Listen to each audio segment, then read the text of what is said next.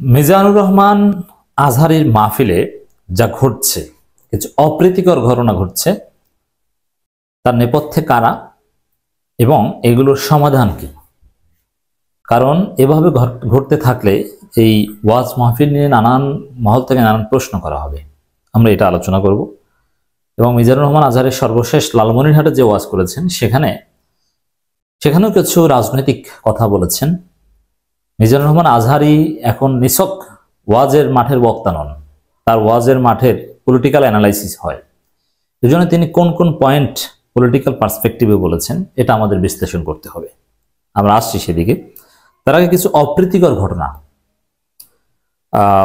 এবং সরকারের পৃষ্ঠপোষকতার একটা বিষয় এখানে আছে, যে কোথায় চলে গিয়েছে মিজানুর রহমান আজহারী। আজহারের মাহফিলে চুরির হিড়িক, 22 নারী আটক।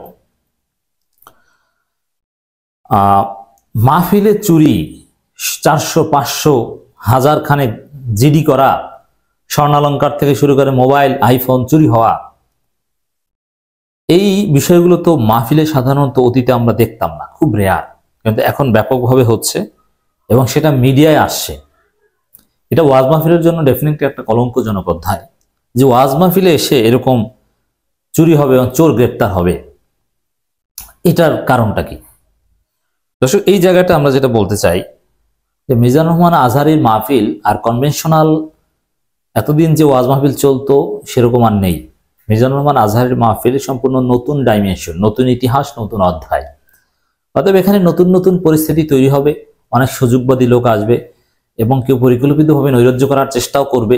আপনার পিনাকি ভট্টাচার্যের আলোচনা শুনেছেন যে বিএনপির এক নেতা যুবদলের, তিনি বলেছিলেন যে হেনস্থার শিকার হবেন আজহারী। এর মানে আজহারীর মাহফিলকে ঘিরে নাশকতার কথা বিএনপি অলরেডি ঘোষণা করেছে।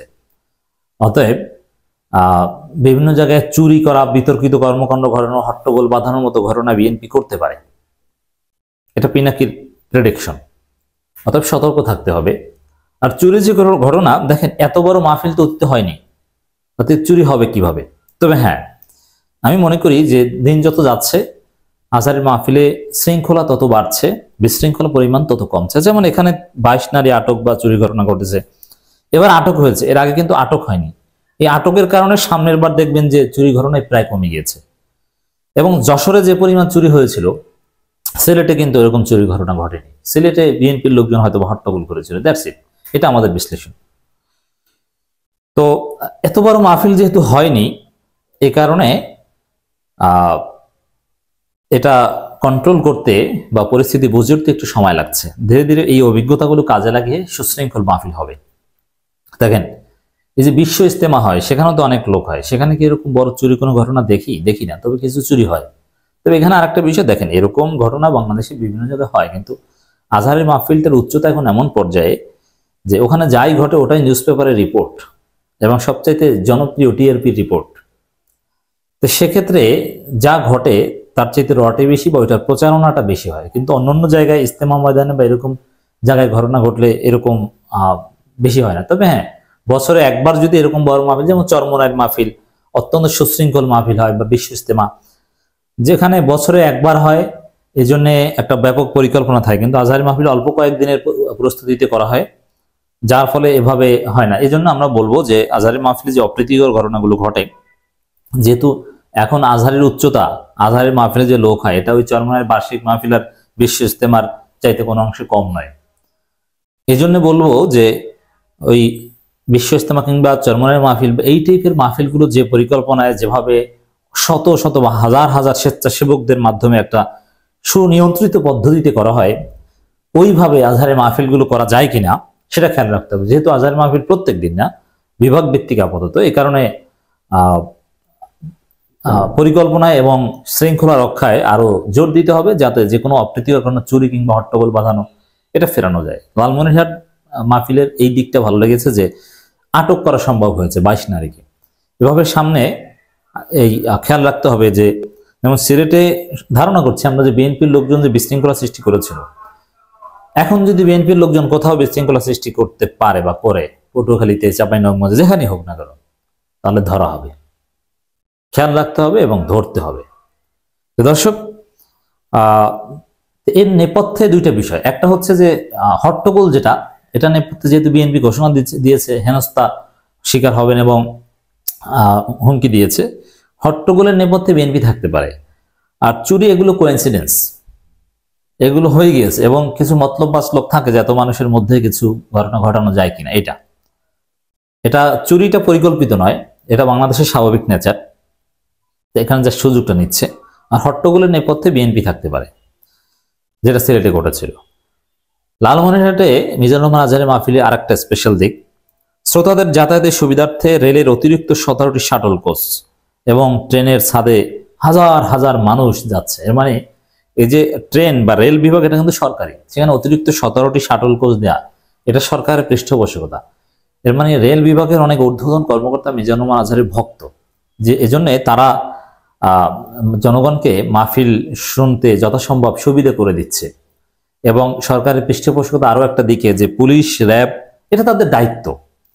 পুলিশ, র্যাব বা আইনশৃঙ্খলা রক্ষাকারী বাহিনী সর্বোচ্চ চেষ্টা করছে আইনশৃঙ্খলা রক্ষা করা। সরকারকে ধন্যবাদ জানাই যে কোরআনের মাহফিলকে তারা এভাবে নানানভাবে কোঅপারেট করছে। এই জন্যে সেই আল্লামা লুৎফর রহমানের কথাই মনে পড়ে, যে আজহারি মাহফিল করতে দেয়া হতো না, অনুমতি দেয়া হতো না, আজহারিকে জামাতের প্রোডাক্ট বলে বাংলাদেশ ছাড়তে বাধ্য করা হয়েছিল, সে আজহারি বাংলাদেশে ফিরেছে, বিজয়ের বেশে ফিরেছে এবং অভাবনীয় ইতিহাস সৃষ্টি করে ফিরেছে। এখন এই যে দেখেন, এখন সরকারের রেল বিভাগ থেকে আজহারের মাহফিলকে কোনো না কোনোভাবে পৃষ্ঠপোষকতা করা হয়, সত্যি চমৎকার। এবং আগের রাত থেকে মানুষজন অবস্থান করেছিল, বিপুল সংখ্যক মানুষ, প্রত্যেকটা ওয়াজে জনগণের উপস্থিতির নতুন নতুন ডাইমেনশন। ঐক্যবদ্ধ থেকে দুর্বৃত্তদের কালো হাত ভেঙে দিতে 1 ঘন্টাও লাগবে না। এখন ওয়াজ মাহফিলে কিন্তু এই দুর্বৃত্তদের কালো হাত নিয়ে কথা সাধারণত হয় না, কিন্তু আজহারী সাহেব কথা বলছেন। এই দুর্বৃত্ত কারা? এই দুর্বৃত্ত হচ্ছে চাঁদাবাজ, এই দুর্বৃত্ত হচ্ছে সাম্প্রদায়িক শক্তি। মিজানুর রহমান আজহারী এবার অসাম্প্রদায়িকতার বয়ান দিয়েছেন, এক এক জায়গায় এক একটা পলিটিক্যাল মেসেজ দেন, জনগণকে পলিটিক্যালি কনসাস করেন। যশোরে চাঁদাবাজদের বিরুদ্ধে জনগণকে সচেতন করেছেন। আজহারের একটা লাইনের মাধ্যমে চাঁদাবাজরা যতটা চাপে পড়েছে, আমরা 1 বছর ওয়াজ করলেও অতটা চাপে পড়তো না, অ্যাক্টিভিজম করলো। অতএব আজহারীকে পলিটিক্যাল মেসেজ দিতে হবে, নির্দলীয় এবং জনগণকে সচেতন করার মতো, রাজনৈতিক বিভাজনের কোনো মেসেজ নয়। এরকম প্লুরালিস্টিক কথাবার্তা বলছেন আজহারী এবং অসাম্প্রদায়িক কথা বলছেন। দেখেন, এইটা একটু আমি আপনাদেরকে শোনাতে চাই। জনপ্রিয় ইসলামী বক্তা ডক্টর মিজানুর রহমান আজহারী বলেছেন, আবহমান কাল থেকে বাংলাদেশের সাম্প্রদায়িক সম্প্রীতি, আমরা মুসলিম, হিন্দু, বৌদ্ধ, খ্রিস্টান সব মিলিয়ে বাংলাদেশ, আমাদের পারস্পরিক সম্প্রীতি, ভালোবাসা, সৌহার্দ্যপূর্ণ আচরণ, বোঝাপড়া অনেক মজবুত। আমাদের এই সম্পর্কের মধ্যে মাঝে মধ্যে ফাটল ধরাতে চায়। আমরা যে সুখে আছি, শান্তিতে আছি, অনেকের ভালো লাগে না। এটা তারা কাদেরকে মিন করেছেন? ভারত এবং ভারতের দালালদেরকে মিন করেছেন। যে কার ভালো লাগে না? ভারত এবং ভারতের দালালদের ভালো লাগে না যে বাংলাদেশ একটা কমিউনাল হারমোনির দেশ। লালমনিরহাটে এই প্রোগ্রাম আয়োজন করে ইসলামিক সোসাইটি লালমনিরহাট। মিজানুর রহমান আজহারী বলেন, তাফসির মাহফিল আয়োজন করলে হিন্দু ভাইরা কোনো ডিস্টার্ব করবে না। আমাদের মধ্যে সাম্প্রদায়িক সম্প্রীতি, সৌহার্দ্যের আচরণ, ভালোবাসা আবহমান কাল থেকে চলে আসছে। আমি যদি বলি আপনারা হাত তোলেন, শত শত হাত উঠবে, মানে অনেক হিন্দু বা মুসলিম এখানে আছে। কিন্তু আমি বলতে চাই না, খুলনায় কয়েকশো হিন্দু ভাইরা আসছে আমাদের আলোচনা শুনতে, আলহামদুলিল্লাহ। অনেক বৌদ্ধরা বসেন আমাদের আলোচনা শুনতে। আমাদের অমুসলিম ভাইদের কাছে ইসলামের সৌন্দর্য তুলে ধরার দায়িত্ব আমাদের। আমরা প্রত্যেকেই দায়িত্বশীল, ইসলামের সৌন্দর্য এমন করে ফুটিয়ে তুলতে হবে যাতে করে অমুসলিম ভাইদের কালেমা পড়ে মুসলমান হয়ে যায়। এর মানে এখানে সাম্প্রদায়িক সম্প্রীতি নিয়ে বক্তব্য দেন, এটাও একটা রাজনৈতিক বার্তা। যদিও ইসলাম এবং রাজনীতি আলাদা নয়, আলাদা করে দেখার কোনো সুযোগ নেই। তবে হ্যাঁ, আজহারী সাহেব হক কথা বলবেন, আমরু বিল মারুফ নাহি আনিল মুনকার। কোনো সুনির্দিষ্ট দলের বিরুদ্ধে তার কোনো বিদ্বেষ নেই, থাকতে পারবে না। তিনি যেহেতু সবার, তিনি এখানে কোনো দলের পক্ষ হয়ে ওয়াজ করছেন না। তবে হক কথা বললে কোনো একটা দলের পক্ষে চলে যাবে এবং দুর্বৃত্তদের বিপক্ষে চলে যাবে। তিনি বলেন, বাংলাদেশের ইতিহাসে হিন্দু মুসলিম দাঙ্গা নেই, আমরা ভাই ভাই। একসময় ছিল, কিন্তু দুষ্ট লোক আছে যারা আমাদের সম্পর্কের মধ্যে ফাটল ধরতে। এই দুষ্ট লোক কারা? ভারতের দালালরা। ভারতের দালাল এক এক সময় এক একটা। একসময় আওয়ামী লীগ ছিল, এখন কারা আপনারা জানেন। মাঝে মধ্যে ঝগড়া লাগাতে চায়, পত্রপত্রিকা দেখা যায় বিভিন্ন ধর্মীয় উপাসনায় হামলা চালানো হয়। এগুলো রাজনৈতিক উদ্দেশ্য প্রণীত। ইসলামের কোনো সম্পর্ক নেই। দুর্বৃত্তদের ব্যাপারে সাবধান থাকতে হবে, সবসময় ঐক্যবদ্ধ থেকে দুর্বৃত্তদের কালো হাত ভেঙে দিতে 1 ঘন্টাও লাগবে না। আজহার হিন্দুরা পূজা করে, হিন্দুদের পূজা অনুষ্ঠানের দিনে আমরা মাহফিল করি না। যেদিন আমরা তাফসির কোরআন মাহফিল হয় সেদিন তারা পূজা অনুষ্ঠান করে না। হিন্দুদের পূজা অনুষ্ঠানে মাদ্রাসা ছাত্ররা গিয়ে পাহারা দেয়। গোটা বিশ্বে এরকম নজির বিরল। আইনশৃঙ্খলা বাহিনীর পাশাপাশি মাদ্রাসা ছাত্র গিয়েও পাহারা দেয়, সেটা বিশ্বে নজির, এরকম নজির কোথাও পাবেন না। দর্শক চমৎকার বার্তা দিয়েছেন আর নানান বিষয়ে কথা বলেছেন।